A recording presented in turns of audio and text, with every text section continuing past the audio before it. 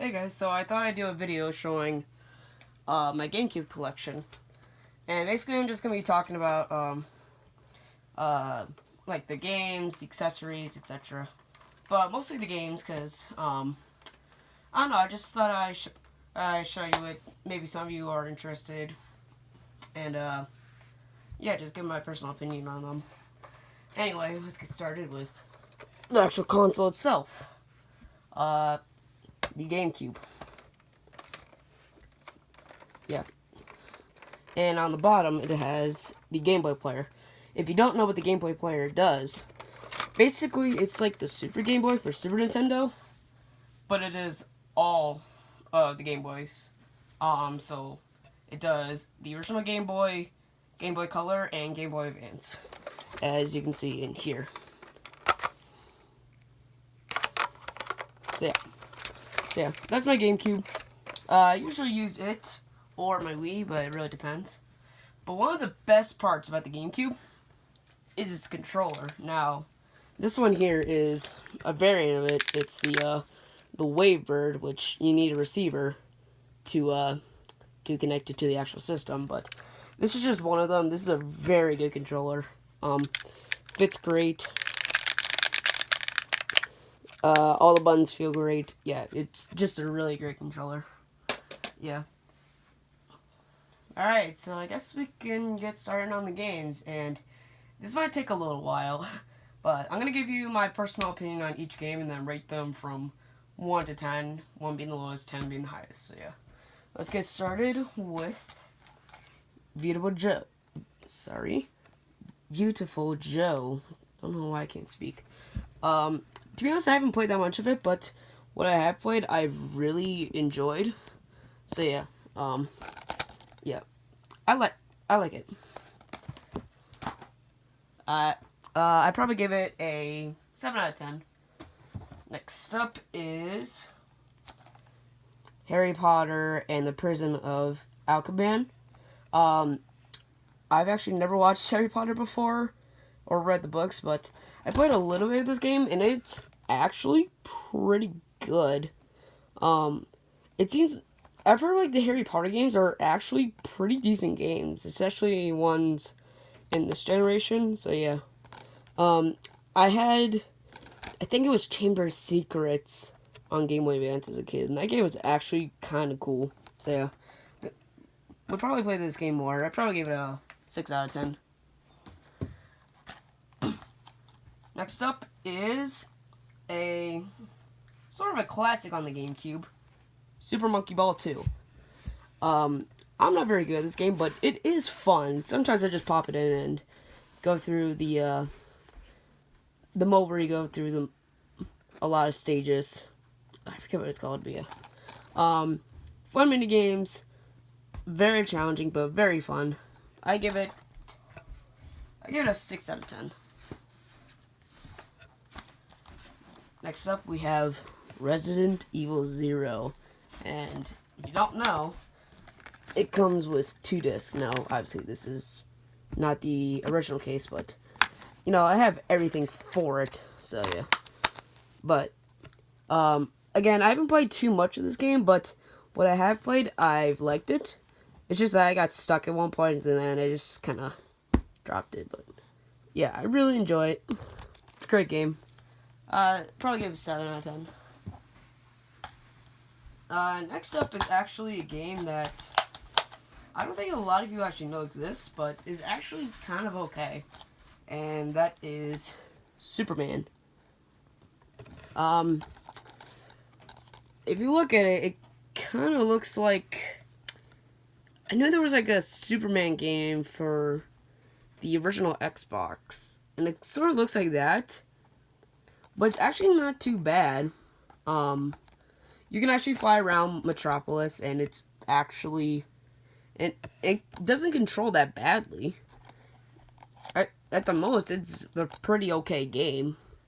I mean, it's nothing special, and I haven't gone very far in it, but when I played it, I've enjoyed it, so I'd probably give it a 6.5 out of 10. I know that's lower than some of them, but that just depends on me. Right, next is Final Fantasy Crystal Chronicles. To be honest, again, I haven't gone very far in this game. That's going to be the exception with a lot of these games, but also I wasn't very interested in it, so, yeah. I've heard it is a good game, so, I'm not going to give it a rating, because, again, I haven't gone far in it, and I don't think it's just my type of game, but I know people who do think it is very good, so I'm going to leave this one unrated, and I might do that for some of the other ones. Next up is kind of a rare game, Zoid Battle Legends, and I don't know for sure, but I believe this was some sort of toy or TV show, because on the back it does say Hasbro, so that's why. I played it, and it's just really clunky and not very fun. Yeah, the controls are kind of bad. It's just sort of like a mech. It's sort of like a mech game. It's just really slow and clanky, and I don't really enjoy it, but I'm happy to have it in my collection, so I probably give it like a 4 out of 10. It's not very good. Next up is Madden 04. It's Madden. Do I need to say anything more? It's Madden. Yeah, so no rating on that, but whatever. Alright, next up is Soul Calibur 2. And this one, I think, is considered the best version, because I knew every single version had an exclusive character, but for this one, we had Link, which is actually really awesome. And he's the only character I played as, but what I have played, with, this game is actually really fun, and I would actually be down to play this more. It's just that I just play a lot of Super Smash Brothers, so yeah. But Soul Calibur 2 is actually another fighting game that I wouldn't, what am I trying to say? It's a game that I would also, it's another fighting game I would play too, but yeah. Yeah, it's fun. I like it. I give it 8 out of 10. No, 7.5. Alright. Next up, I'm just going to rate these two together, because they're kind of the same game, and they're in the same franchise, so might as well. And that is the Prince of Persia games, Sands of Time and Warrior Within. And if I'm honest, I haven't played much of this at all, because honestly, it's sort of like Sands of Time, which Sands of Time is an okay game. It's just very repetitive, and the combat's not, it's underdeveloped. That's what I'll say, but they're fine. I'd probably give them a 5 out of 10. Not bad. Alright. I might just do some of these games together so we can make this video a little shorter. But, next up we have two games that were introduced on the GameCube and are fantastic. The Pikmin games. Now, Pikmin 1, I think is the weakest in the series, just because of the Pikmin AI, but it's still a fantastic game, and I give the original Pikmin a solid 7.5 out of 10. Now, Pikmin 2, with no bias, it is my favorite game of all time, but without the bias, I still think it's a really solid game. It is very difficult, and it's very difficult, and some people say it is the worst in the franchise. I can see where they're coming from, but I don't know, I just feel like it's more fleshed out. But yeah, I both really enjoy these games. I'll probably give Pikmin 2 an 8 out of 10. But if you told me either one was better, I wouldn't complain, but in my opinion, it's just going to be Pikmin 2. So yeah. Alright, next up are a couple of Pokemon games. And those are Pokemon Coliseum and Pokemon XD Gale of Darkness. Both very similar in gameplay. They're not a traditional Pokemon game, sort of, Like, instead of catching whatever you want, you have very limited options. But it makes it so that you actually have to challenge yourself with Pokemon you may have never used before. I will say, if you're going to pick one up, I recommend XD more, because Colosseum is good. It just has a lot of flaws. And XD basically just fixes those flaws. And I just think it's a better game in general. And I think a lot of people can estimate to that. So I give Colosseum an 8 out of 10. And I'd probably give XD an 8.5 out of 10. Alright. Next up is Star Fox Adventures. I've played a little bit of it, and if I'm gonna be honest, I'm not a Zelda person. Like, I'm more of a 3D platformer / 2D platformer guy. But what I played of it, it's okay. I know the story behind it, but it's just still just kind of okay. Nothing great, nothing terrible, just eh. So I'd probably give it like a 4.5 out of 10. I know a lot of people like it, and good for you, but for me, yeah. But speaking of Zelda, we have the bonus disc for when you pre-ordered Wind Waker, and you got Ocarina of Time and Master Quest with it. And it's Ocarina of Time. Great game. Not my personal favorite Zelda, but I argue is probably my favorite 3D Zelda game. But yeah. I'd probably give it a 7. You know what? I'll give it an 8 out of 10, yeah. And by the way, I have not done Master Mode yet because, well, I just haven't. Yeah. But next up is Star Fox Assault. Now you might be asking, well, why didn't I include it with Star Fox Adventures? Well, the two games are very, very separate, or not separate, different. So I thought, having them together would just wouldn't work. But Star Fox Assault is basically Star Fox 64 2, and I really like it. My favorite part of the game is actually the ground missions, which it's a lot of people like it and a lot of people don't. I love them because I don't know. There's a lot of like stuff that you can. It's a mode where you can move very fast.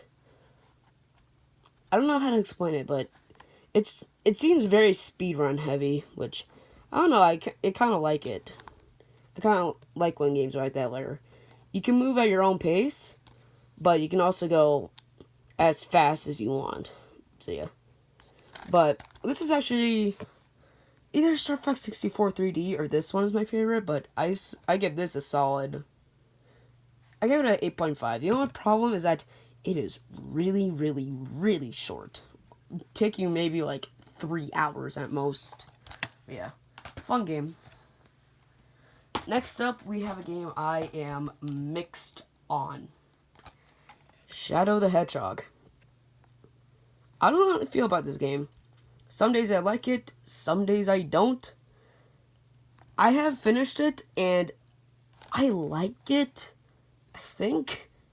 But overall, I'm probably just going to give it a 6 out of 10, because I do enjoy more things than I don't, so yeah. I don't know, it's a weird game. Next up, we have a licensed game.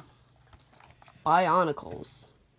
From what I can see, it was a toy brand. It was a Lego toy brand. Actually, I think I've seen these. Yeah. As a kid, I've seen these before. Huh. Anyway, it's sort of like a 3D action game, and it's kind of mediocre. The battle system's just super clanky and doesn't work. And you know, I was actually enjoying it, but then I got to the first boss. It's literally impossible. It's literally impossible to beat it. Like, yeah. And the first level was actually kind of decent. But yeah, I'd probably give it a 4 out of 10. Just, it's okay. Another game I am kind of mixed on is Sonic Riders. Sonic Riders is weird because the more you play it, the better it gets, which is really weird. Because you learn how the game is, and then it gets better, but not like bumped up like 2 or 3 points, but like just a tiny bit better each time. And I didn't care for the story mode. I didn't really care for anyone else. I mean, the game is fun, but I haven't played it in so long that I don't know how to feel about it. So I'm probably just going to give it a 5.5 out of 10 because I did enjoy it, but yeah. Now this next one I'm not going to give a rating because it just doesn't really need one. And it's Sonic Mega Collection. If you don't know what this is, it's just basically a compilation of 7 Sonic Genesis games. And I don't want to rate them all each, but I'm not going to give it a rating because it's fine. Yeah. The emulation's fine, so yeah. Next up is a game that I do want to play more of, Tales of Symphonia. And I heard a lot of people really like this game, and I can see why. It has a fun battle mechanic, and the story and voice acting is great. But I just haven't gotten very far in it. I would like to, but I'm just kind of lazy on that part. But yeah, great game. I'd probably give it an 8 out of 10 so far. I like it. Now, next up is one of my favorite GameCube games, just because it's just a game where you can just sit back, relax, and just go crazy. Crazy Taxi. Okay, let's stop. Anyway, if you don't know what this is, it was a Sega arcade game where you would have to deliver people to their destination, do it as fast as you can, and get as much money as you can. It's a arcade style game, and it is very fun. I love this game. I give this an 8 out of 10. The only thing is that it's kind of hard to get into at first, and while there is some stuff to do, there's not a whole ton. Like, I wish there was like some sort of story mode or something. That would make this game make this part a lot better. And I know that there's a sequel, but I've also heard it does nothing. But yeah, but fun game. Next up, we also have an arcade legend, Pac-Man, with Pac-Man Versus and Pac-Man World 2. Pac-Man Versus I haven't played, but it's basically Pac-Man with the Game Boy Advance. It's fine, I guess. But Pac-Man World 2 is a great 3D platformer, actually. It has its problems, but it's still fun. It is still a very fun game. So, yeah. Yeah, it's just a solid 3D platformer. Challenging, fun. Nothing else I can say more. I give it a 7 out of 10. Now, next up, we got some licensed games. And one of the things about collecting, to me, is finding, how do I say this? Like, games you never expect to be good, but are actually really good. And there's a couple of them here, but these next few ones are okay. But this one's actually not bad. A Series of Unfortunate Events. This was a Nickelodeon movie. Now, I've never seen it, but I remember seeing the trailer on the SpongeBob movie DVD. And I used to see that trailer a lot. And this game's actually not too bad. Again, I haven't gotten very far in it, but you create gadgets.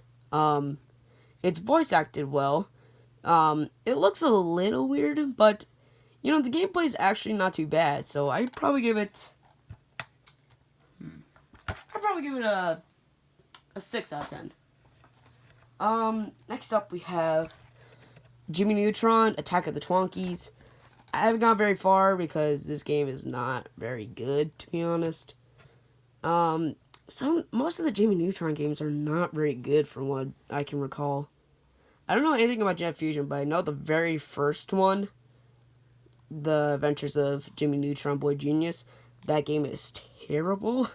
It was created by Blue Sky, which they also made another terrible game, which we'll see later. But anyway, yeah, you build. It's just boring. It's the same old repetitive gameplay. I guess 3 out of 10. But if you thought that was bad, these next two are horrible.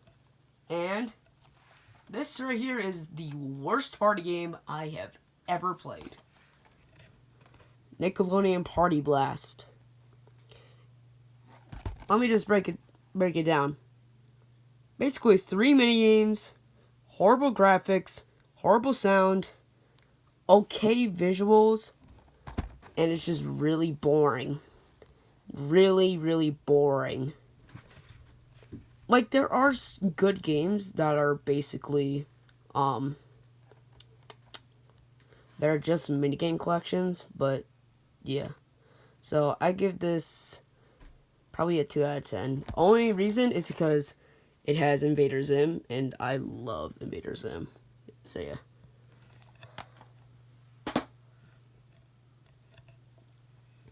And now is probably the worst game in my collection. Do I need to say anymore? I made a deal with myself that this would be my 50th game, because most of these games I've gotten at a game store that I go to a lot.